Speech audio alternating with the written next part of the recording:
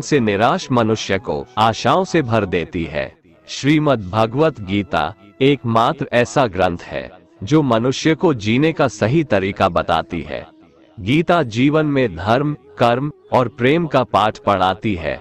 श्रीमद् भगवत गीता का ज्ञान मानव जीवन और जीवन के बाद का जीवन दोनों के लिए उपयोगी माना गया है।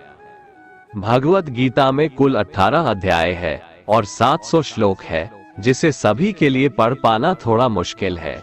इसीलिए आज के इस बेहद ही खास वीडियो में हम संपूर्ण गीता सार के बारे में बात करने वाले हैं, जिन्हें जानकर आप श्रीमद् भगवत गीता का सही मतलब समझ पाएंगे।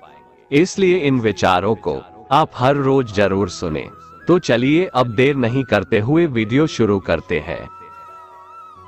कान्हा कहते हैं, मैं ना तो तुम्हारी महंगी भेंट से प्रसन्न होता हूँ और ना ही दिखावटी दान दीक्षा से।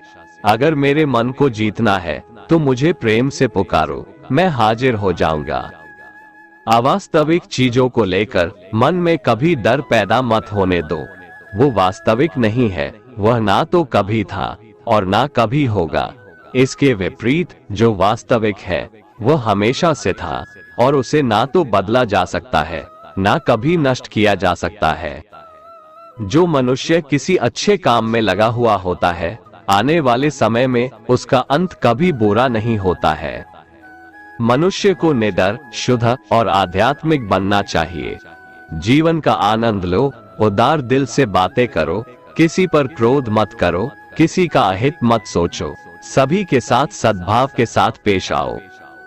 कर्म का नियम कहता है कि प्रत्येक घटना का एक कारण और प्रभाव होता है। समान रूप से किए गए कार्य के परिणाम अलग अलग हो सकते हैं। ये केवल इस बात पर निर्भर करता है कि वो कर्म करता किस प्रकार है। जिस प्रकार आग एक लकड़ी को जलाकर राख कर देती है, उसी प्रकार आत्मा ज्ञान आपके अंदर चलने वाले सभी द्वैत कार्यों को भस्म कर आपको आंतरिक शांति प्रदान करता है।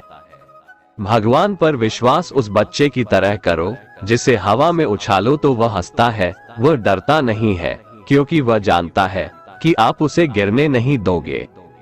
दुनिया में हमारे सामने चाहे जो परिस्थिति आ जाए, एक काम करना, अपने जीवन को ऊपर वाले को सौंप देना।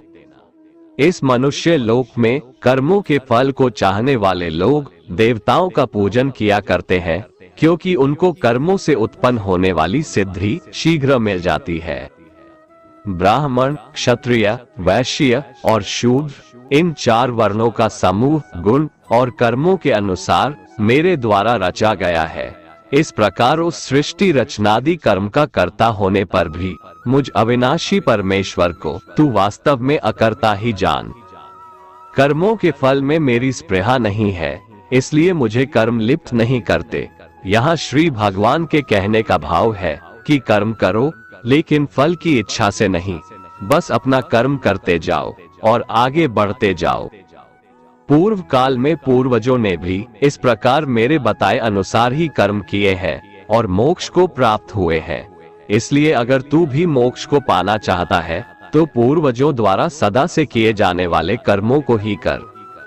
जिसकी आसक्ति सर्वथा नष्ट हो गई है, जो अपने देह पर अभिमान नहीं करता और जो ममता से रहित हो गया है, जिसका चित्त निरंतर परमात्मा के ज्ञान में स्थित रहता है, वैसा कर्मयोगी अपना कर्म यज्ञ की तरह करता है और मोक्ष को प्राप्त होता है।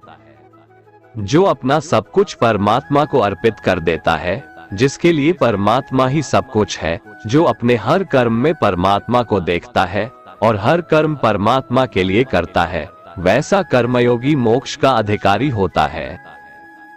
इस दुनिया में हारे हुए इंसान की, तकलीफ में पड़े हुए इंसान की कोई मदद नहीं करता, और अगर कोई इंसान थोड़ा सा सफल हो जाए तो उससे कोई खुश नहीं होता। इसलिए अपना दुख किसी को बताओ मत और अपनी खुशी किसी के आगे जताओ मत। मनुष्य का आहार हमेशा सात्विक और संतुलित होना चाहिए।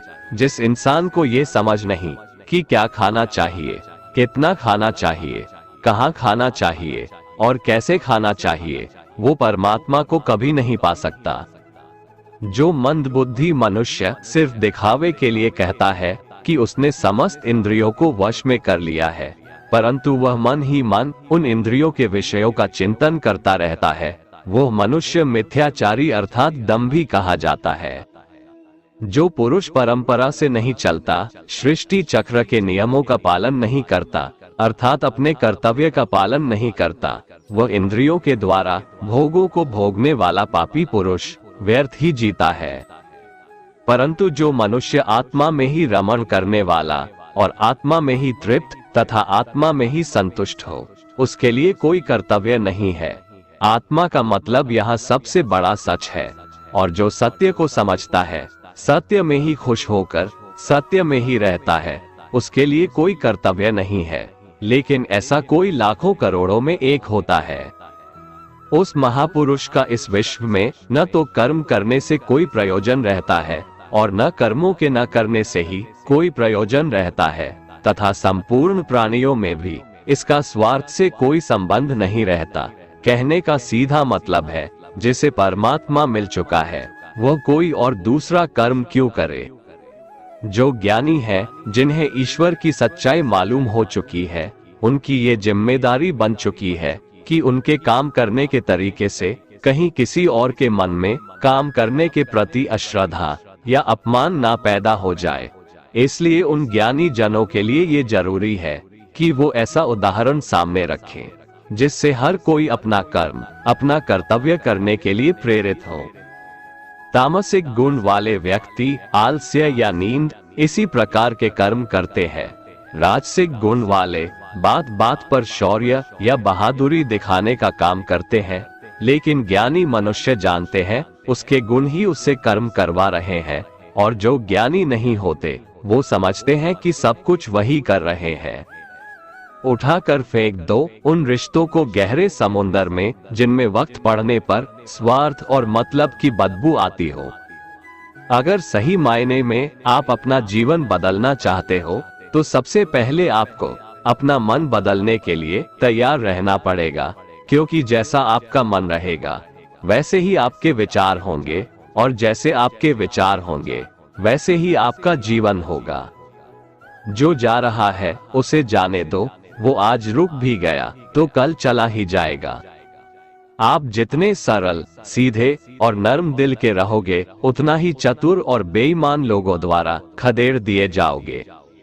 जिंदगी में सब कुछ दोबारा मिल सकता है, पर वक्त के साथ खोया हुआ रिश्ता और भरोसा दोबारा नहीं मिलता। भरोसा उसी पर करना जो निभाने के लायक हो। कुछ पल का साथ तो अर्थी उठाने वाले भी दे देते हैं। सच्चे लोगों पर भी उतना विश्वास रखिए जितना दवाइयों पर रखते हैं। बेशक थोड़े कड़वे होंगे, पर आपके लिए फायदेमंद होंगे। उन लोगों से तो दूरियां ही ठीक है जिन्होंने आपकी नजदीकियों की कभी कदर नहीं की। बड़ा वही होता है जो छोटों के दर्द को समझ सके। कौन क्या कर रहा है, कैसे कर रहा है, क्यों कर रहा है, इन सब से आप जितना दूर रहेंगे उतना ही खुश रहेंगे। हर रिश्ते की अलग अलग सीमाएं होती है, लेकिन बात जब आत्मसम्मान की हो तो वहां पर हर रिश्ता समाप्त कर देना ही उचित होता है। सुबह की नींद इंसान की इरादों को कमजोर बनाती है। मंजिल को हासिल करने वाले लोग कभी देर तक नहीं सोते। मदद एक ऐसी घटना है, करो तो लोग भूल जाते हैं और ना करो तो लोग याद रखते हैं। इंसान दो लोगों से हमेशा हार जाता है, एक अपने परिवार से और दूसरा अपनी पसंद के इंसान से। मूर्ख इंसान अपना तो नुकसान करता ही है, लेकिन जो उसकी मदद करता है उसका भी नुकसान करता है। जीवन में इतने व्यस्त हो जाओ कि पछतावा, दुख, नफरत, डर के लिए समय ही ना बचे। कोई भरोसा तोड़े तो उसका भी धन्यवाद करे। वो हमें सिखाते हैं कि भरोसा सोच समझकर करना चाहिए। जीवन में सुख शांति चाहते हैं तो अपनी समस्याओं और आलोचनाओं को खुद पर हावी ना होने दें। जन्म से मिले रिश्ते तो प्रकृति की देन है, लेकिन खुद के बनाए रिश्ते आपकी पूंजी है, इन्हें संभाल कर रखिए। किसी व्यक्ति के गुण दोषों का निर्धारण करने से पूर्व अपनी दृष्टि को निष्पक्ष और पारदर्शी बनाना आवश्यक होता है। किसी को अपनी कमजोरी मत बताओ, क्योंकि अक्सर लोग दूसरों की कमजोरी का फायदा उठा लेते हैं। जिंदगी में दो लोगों को कभी मत भूलना, एक वो जिसने तकलीफ दी हो और दूसरा वो जिसने तकलीफ में साथ दिया हो। भगवान श्री कृष्ण कहते हैं, तू मन छोटा मत किया कर, जहां तेरे अपने मुंह फेर लेंगे वहां मैं तुम्हारा साथ दूंगा। तू किसी के आगे इतना भी मत झुक कि वो तुम्हें गिरा हुआ समझने लग जाए। लोग तुम्हारी कदर तभी करेंगे जब तुम उन्हें उन्हीं की तरह नजरअंदाज करना सीख जाओगे। दीपक का जीवन इसलिए वंदनीय नहीं है कि वह जलता है, बल्कि इसलिए वंदनीय है कि वह दूसरों के लिए जलता है, दूसरों से नहीं जलता। कामयाबी और नाकामयाबी दोनों जिंदगी के हिस्से हैं, दोनों ही स्थायी नहीं है। जिंदगी की आधी शिकायतें यूं ही दूर हो जाएगी अगर लोग एक दूसरे के बारे में बोलने की जगह एक दूसरे से बोलना सीख जाएंगे। विश्वास किसी पर इतना करो कि वो तुम्हारे साथ छल करते समय खुद को दोषी समझे, और प्रेम किसी से इतना करो कि उसके मन में सदैव तुम्हें खोने का डर बना रहे। चार वेदों का अर्थ नहीं भी जानो तो कोई बात नहीं, लेकिन समझदारी, जवाबदारी, वफादारी और ईमानदारी, इन चार शब्दों का मर्म जान लो तो भी जीवन सार्थक हो जाएगा। समबुद्धि युक्त पुरुष पुण्य और पाप दोनों को इसी लोक में त्याग देता है, अर्थात उनसे मुक्त हो जाता है। जिस काल में तेरी बुद्धि मोह रूप दलदल को भली भांति पार कर जाएगी, उस समय तू सुने हुए और सुनने में आने वाले इस लोक और परलोक संबंधी सभी भोगों से वैराग्य को प्राप्त हो जाएगा। हे अर्जुन, जिस काल में मनुष्य मन में स्थित संपूर्ण कामनाओं को भली भांति त्याग देता है और आत्मा से आत्मा में ही संतुष्ट रहता है, उस काल में वह स्थित प्रज्ञ कहा जाता है। दुखों की प्राप्ति होने पर जिसके मन में उद्वेग नहीं होता, सुखों की प्राप्ति में जो सर्वथा स्पृहा रहित है, तथा जिसके राग, भय और क्रोध नष्ट हो गए हैं, ऐसा मुनि स्थिर बुद्धि कहा जाता है।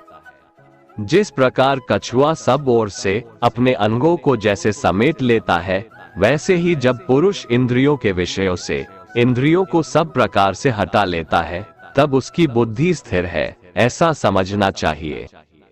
किससे कब और कितना बोलना है, अगर तुमने ये समझ लिया तो तुम अपनी जिंदगी के सार्थक बन चुके हो। कान्हा कहते हैं, जीवन में कभी मौका मिले तो किसी के लिए सारथी बनना, स्वार्थी नहीं। धर्म से भरा हृदय धर्म का परामर्श देता है, और अधर्म से भरा हृदय अधर्म का परामर्श देता है। इंसान इसलिए दुखी नहीं है कि वह ईश्वर को नहीं मानता, इंसान इसलिए दुखी है क्योंकि वह ईश्वर की नहीं मानता। समय आने पर सबको मिलता है, समय से पहले की चाह ही दुख का कारण बनती है। किसी से सच्चा प्रेम होना शुद्धता और दिव्यता का प्रतीक है। जो कुछ भी हुआ है उसमें तेरा कोई योगदान नहीं है, इसलिए तुम्हारी सारी परेशानियां व्यर्थ है। हर चीज की शुरुआत मुझसे होती है और खत्म भी मुझ पर आकर ही होती है। इंद्रियों से मिलने वाला सुख सच्चा नहीं होता है। इंद्रियों का सुख पहले तुमको अमृत की मिठास देगा, लेकिन बाद में तुम्हारा विनाश कर देगा। कान्हा कहते हैं, हे मानव, तुम अपने जीवन को सार्थक बना सकते हो, लेकिन इसके लिए तुम्हें मेरी शरण में आना पड़ेगा। अगर तुम्हें मेरी बातें अटपटी लगती है तो तुम्हें अपने नजरिए को बदलने की जरूरत है। अभी तुम चीजों को उस तरह से नहीं देखते हो जिस तरह मैं देखता हूँ। अगर एक बार तुमने मुझ पर विश्वास कर लिया तो तुम्हें जीवन में कभी निराश होना नहीं पड़ेगा। एक बार जो मुझ पर